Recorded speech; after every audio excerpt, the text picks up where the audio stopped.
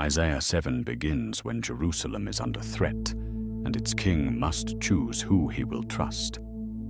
Isaiah captures the moment with unsettling clarity. The heart of Ahaz and the heart of his people trembled, like trees of the forest shaking before the wind. This is what fear sounds like when it reaches the throne. The king is King Ahaz. The threat is immediate. From the north advance two forces, Rezin and Pekah, intent not merely on conquest, but on replacing Judah's king with one of their own. Isaiah 7 is prophecy spoken with enemy boots already on the road. The ancient Near East is undergoing a violent reordering.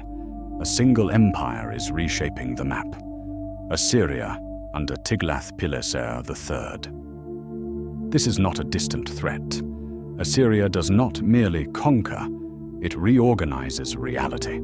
Kingdoms that submit are taxed, stripped of autonomy, and absorbed into an imperial system. Kingdoms that resist are dismantled. Populations deported, elites removed, identities erased. For smaller nations, Assyria creates a new logic of survival. Independence becomes dangerous. Neutrality becomes impossible. Aram and Israel choose resistance, believing a united front may delay the inevitable. Judah refuses to join them, but not because it trusts God to protect it.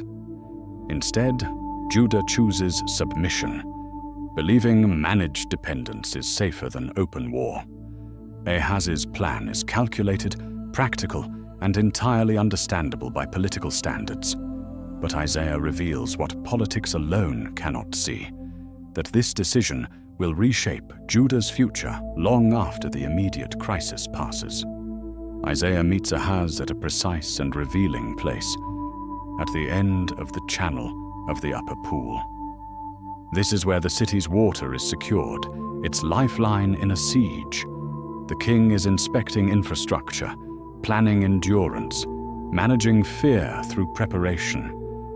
Into this moment steps the prophet. Isaiah's voice is calm. Take heed and be quiet. Fear not. It shall not stand.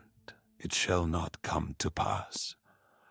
The enemies appear fierce, but they are already described as fading, burning low, nearly spent.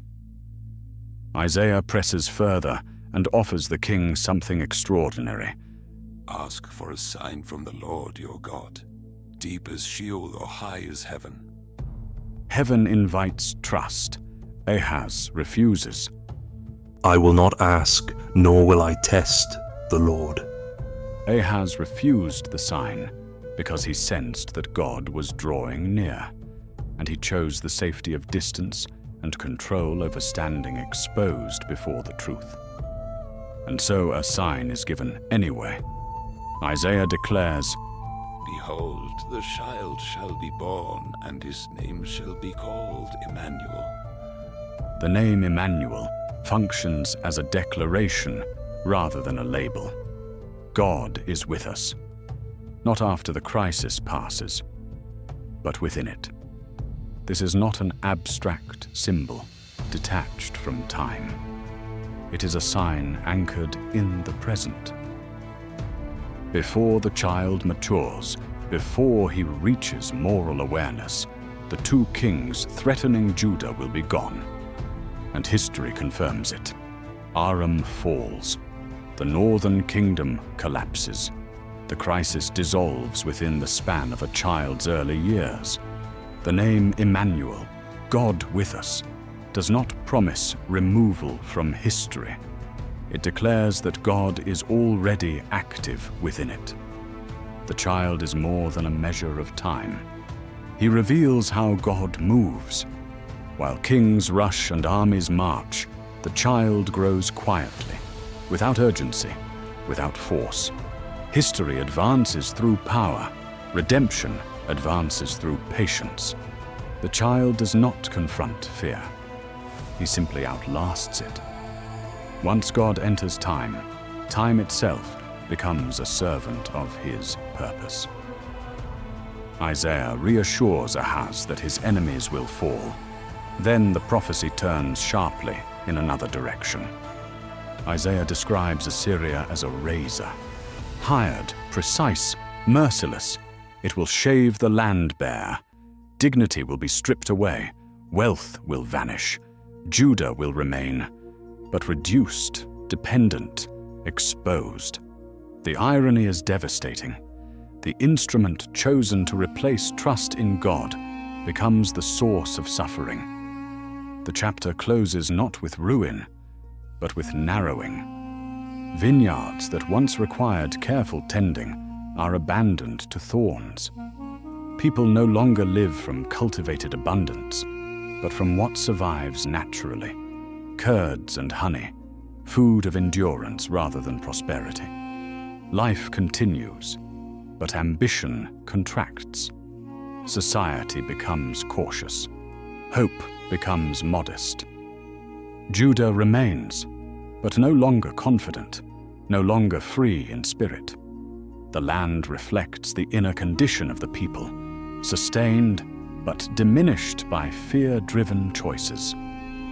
This pattern echoes throughout Scripture and history. When Israel asked to be like the nations, the request was granted, but the cost was hidden. When alliances replace trust, survival often follows, but at the cost of calling. Even beyond Scripture, empires repeatedly promise security in exchange for dependence. The protection is real, but never free. Isaiah shows us that fear can preserve life while quietly shrinking it. Ahaz's story is not distant. We inherit his question. Is God's presence enough when the threat is real and the clock is ticking? Isaiah leaves us with a question that reaches far beyond ancient Jerusalem. When the trees of the forest shake in the wind, when threats feel rational and faith feels risky, where do we place our trust? Isaiah's answer is quiet but unyielding. If trust collapses under fear, standing itself becomes impossible. God does not deny danger. He asks not to be replaced by it. Isaiah 7 teaches that God's signs are not always loud. Sometimes they grow, sometimes they wait.